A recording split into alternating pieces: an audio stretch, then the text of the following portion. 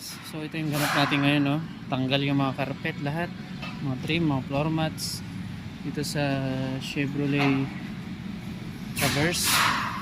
Ayan yung loob. So binaklas ko yung lahat para mapalitan yung carpet. Sa Pilipinas ano lang to pull out carpet tas laba. Dito hindi, palit na dahil yan sa may tubig. Yan ang may tubig.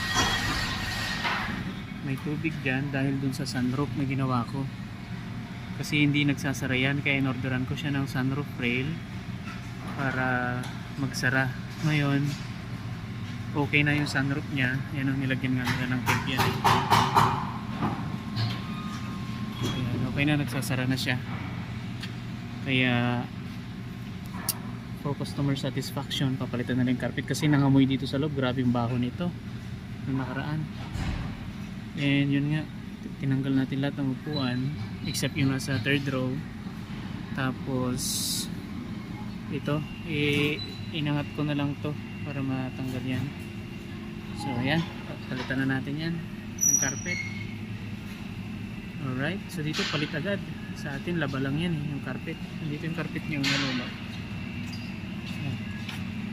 Diyan yung mga upuan sa likod. Babaklas natin yung lahat. Okay. Kasi umulan nag-snow. Yun, nakapasok yung tubig sa loob. Buti hindi nasira yung mga electronics dyan na iba. Kasi natuluan yung mga yun.